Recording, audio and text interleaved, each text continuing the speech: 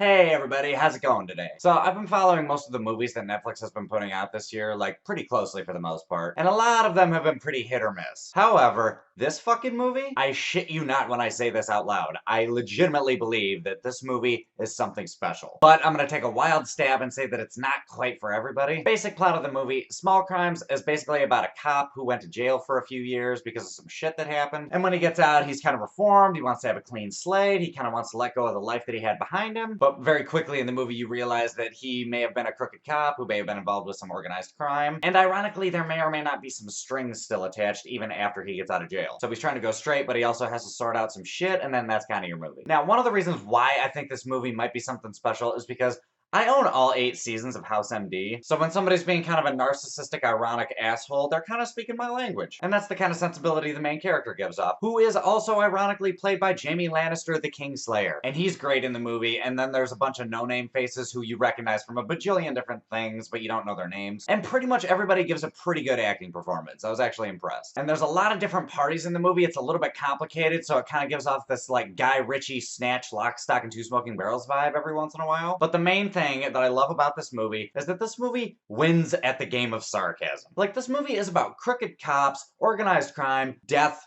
destruction, and it's called Small Crimes. If you don't pick up on the irony of the title within the first 15 to 20 minutes of the movie, you're either really, really stupid or you don't know how to spell sarcasm. And I speak that tongue very well. So naturally, glowing review. But besides all that, there are some parallels between what he's trying to do with his life and trying to go straight and all that with certain types of addictions, because you might think you're trying to do the right thing and you're on the right path, but something just pulls you back into it. Like, there's a lot of parallels there. And this movie did a really good job of giving all the subtle hints about his past life, like whether it's a headline in a newspaper or just like 2 lines of dialogue from some side character. Like, slowly and a very even pace throughout the film, you begin to understand what this guy's past life was like. And speaking of side characters, I think they did a pretty good job with basically all of them. Like, everybody had a backstory and a personality. Like, they just did a great job with that. And as far as looks go, there may or may not be a cute little light-skinned girl that pops up in the movie for a couple minutes, but that's not important right now. What is important is that the movie has this very gray look about it, and I feel like that's kind of conveyed, like, just like the bleak outlook that the main character has. Like, despite the fact that he's trying to do better for himself, he realizes that the world's not the greatest place. And it doesn't really happen in the first half hour, so it might seem a little bit slow, but there is a lot of, like, juicy expositional shit that goes on in the beginning of the movie. However, later on, there are several what the fuck moments. Because the movie kind of, you think it's gonna be fairly chill, but then there's those few times where you're just driving down Chill Out Lane and then you take a sharp right turn onto Plot Twist Avenue. I'm not gonna give anything away that happens in the movie, but just,